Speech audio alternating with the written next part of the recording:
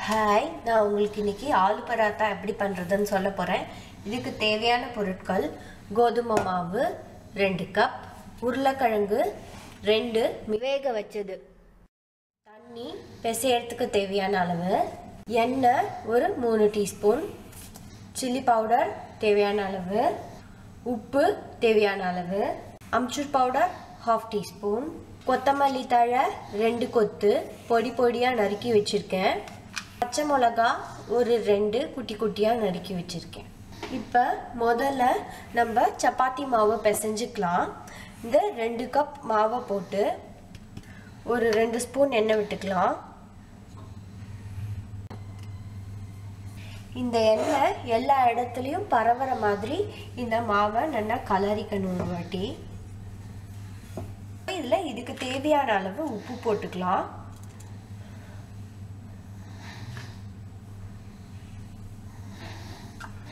உப்பு நல்லா எல்லா இடத்துலையும் பரவணும். இப்போ இதுக்கு தேவையான அளவு கொஞ்சம் கொஞ்சமாக தண்ணி விட்டு பிசைஞ்சுக்கலாம். இப்போ பார்த்தீங்கன்னா இந்த மாவை இது மாதிரி பிசைஞ்சுட்டாச்சு. இப்போது இதை கவர் பண்ணி வச்சிடுங்க. இது ஒரு 20 மினிட்ஸ் நல்லா ஊறட்டும். அதுக்குள்ளே நம்ம உருளைக்கிழங்கு அந்த வேக வச்சு எடுத்து வச்சுருக்கோம் இல்லையா, அந்த உருளைக்கிழங்கை ஸ்டஃபிங் எப்படி பண்ணுறதுன்னு பார்க்கலாம். இது மாதிரி ஒரு பவுல் எடுத்துக்கிட்டு அதில் இந்த உருளைக்கிழங்கை நம்ம துருவிக்கலாம். இது மாதிரி துருவிக்கலாம். இப்போ உருளைக்கிழங்கை இது மாதிரி துருவிண்டாச்சு. இதில் நம்ம இதுக்கு தேவையான அளவு சில்லி பவுடர், உப்பு,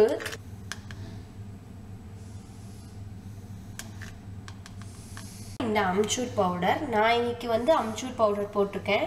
உங்களுக்கு சாட் மசாலா கிடைச்சா நீங்கள் சாட் மசாலா போடலாம். அப்புறம் இந்த சில்லி, கிரீன் சில்லி, அப்புறம் இந்த கொத்தமல்லி தழை, இது எல்லாத்தையும் போட்டு நல்லா மிக்ஸ் பண்ணிக்கணும். நல்லா இது மாதிரி பிசைஞ்சுக்கணும். இப்போ இந்த ஆலு மசாலா ரெடி ஆகிடுது.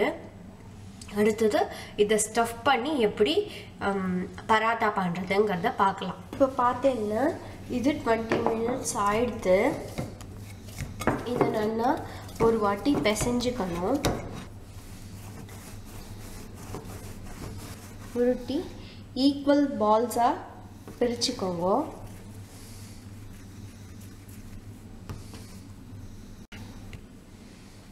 இது மாதிரி ஈக்குவல் பால்ஸாக பிரித்து ரெடி பண்ணி வச்சுக்கோங்க கோதுமை மாவை.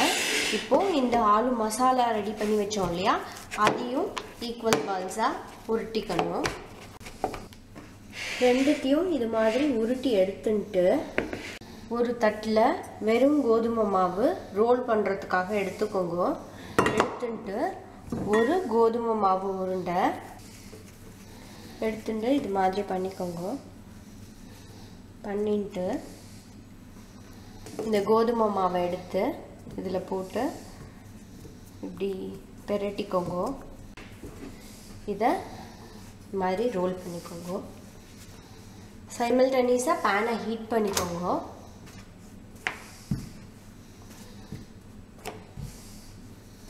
இது மாதிரி இந்த சின்ன சைஸ்க்கு ரவுண்டாக இது மாதிரி இட்டுன்ட்டு இதுலேருந்து ஒரு இந்த ஆலு பால்ஸ் பண்ணி வச்சோம் இல்லையா, அதை எடுத்து நான் சென்டரில் வச்சு இது மாதிரி க்ளோஸ் பண்ணிக்கணும்.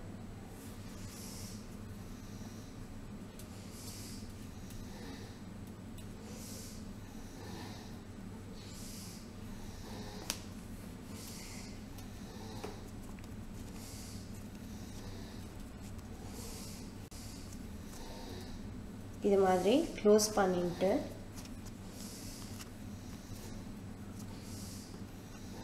இது மாதிரி பண்ணிட்டு இதை திரும்பியும் இந்த கோதுமை மாவில் போட்டு பெரட்டி எடுத்துக்கோங்க.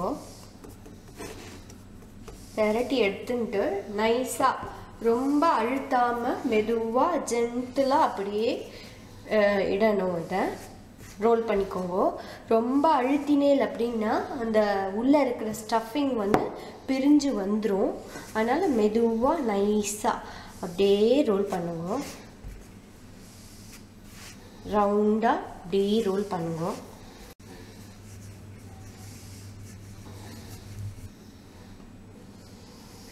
இப்போ இது மாதிரி ரவுண்டாக மெல்லிஸாக இட்டுன்ட்டு பேன் ஹீட் ஆனதும்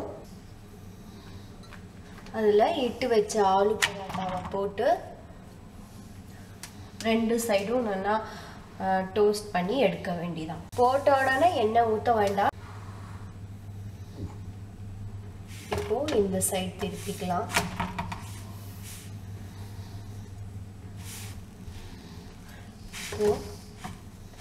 இந்த சைடு திருப்பிக்கலாம்.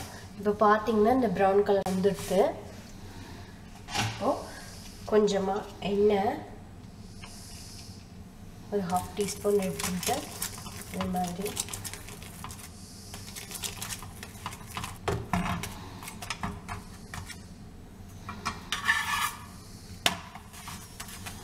இந்த சைட்லேயும் கொஞ்சம் எண்ணெயை தடவிக்கலாம். எண்ணெயை தடவி சும்மா 2 பக்கமும் ஒரு செகண்ட் அப்படி போட்டு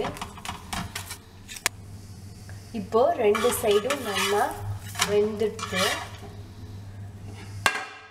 இப்போ ஆலு பராத்தா ரெடி.